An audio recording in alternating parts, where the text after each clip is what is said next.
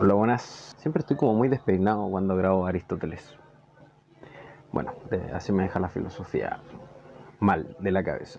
Libro segundo, Teoría de la Virtud, capítulo 1, de la distinción de las virtudes en intelectuales y morales. La virtud y el hábito. Aquí Aristóteles nos recuerda nuevamente que la virtud es de dos especies, una parte intelectual y otra parte moral, donde Aristóteles habla acerca de la virtud moral, que dice que nace más del hábito y de las costumbres, y justamente de la palabra misma del hábito, que según aquí el enunciado dice, en griego, hábito y moral son casi iguales en significado. Entonces Aristóteles empieza a hablar acerca de que las virtudes morales no son naturalmente nosotros. Y aquí voy a leer una parte que es interesante y para mí importante, que de hecho resumiría todo este capítulo, que dice, las virtudes no existen en nosotros por la sola acción de la naturaleza, ni tampoco contra las leyes de la misma, sino que la naturaleza nos ha hecho susceptibles de ellas, y el hábito es el que las desenvuelve y las perfecciona en nosotros. O sea, ¿cómo yo entendería esto? Las virtudes, en general la virtud de la moral, no es algo que está en nosotros naturalmente. Entonces, tal cual, Aristóteles da el ejemplo de que tal cual como una piedra, a pesar de que su naturaleza siempre tienda a caer, a pesar de que esa piedra practique siempre ir hacia arriba, su naturaleza se va a seguir siendo hacia abajo. O sea, el hábito de esa piedra querer subir y subir y subir y no caer, no va a ser nunca posible que justamente pierda esta naturaleza de la piedra que va a hacer caer.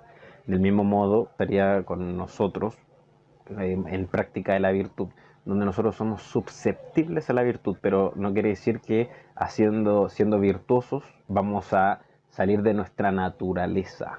Ahora el tema sería cuál es nuestra naturaleza. Entonces es el hábito el que va a desenvolver esta virtud, pero el hábito y la virtud justamente no nos va a quitar nuestra naturaleza propia de tal cual como en la piedra de siempre caer.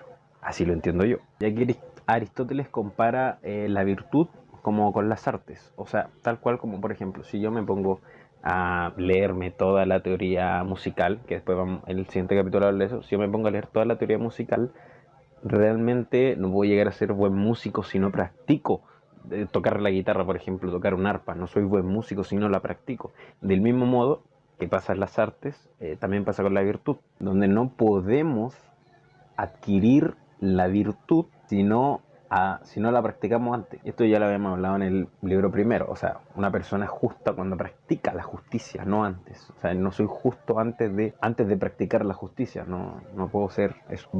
Entonces justamente la virtud está relacionada con la práctica. O sea, está más que claro eso y lo sé, Aristóteles lo viene repitiendo todo el rato. Tal cual como se compara con un arte, por ejemplo, con el arte, Aristóteles usa la arquitectura, el arte de construir cosas, por ejemplo, dice, bueno, hay arquitectos que son buenos y hacen buenos proyectos, tal cual como hay arquitectos que hacen malos proyectos y son malos arquitectos. Del mismo modo puede haber un guitarrista que haga una canción muy mala, es un mal guitarrista, como si hace una canción muy buena es un buen guitarrista. Entonces, de ese mismo modo, eso como que justificaría que existiera un maestro quien guiara o enseñara a tocar la guitarra o a ser arquitecto. Del mismo modo pasa con la virtud. Como lo habíamos visto en el libro anterior, por ejemplo, si yo estas cualidades o estas cosas, si soy justo o no soy justo, generalmente se ven en fenómenos, en cosas de peligro, etcétera. Entonces, por ejemplo, si yo soy justo 5 años seguido, por ejemplo, siempre practico la justicia, por eso soy justo.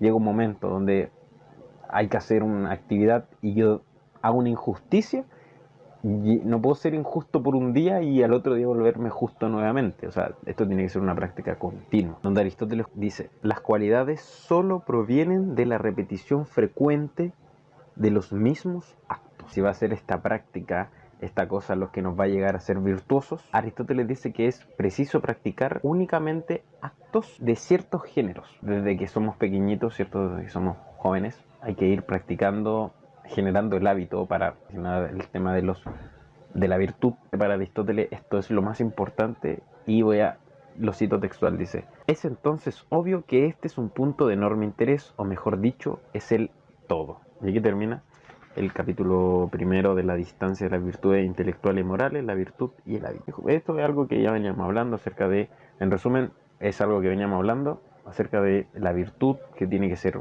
algo que se practica y que no solamente que se practica, sino que tiene que ser un hábito, o sea, que se practique constantemente. Eso yo lo podría resumir este capítulo. Eso sería todo. Cualquier duda, consulta, queja, querella, comentarios. Nos vemos. Chau, chau.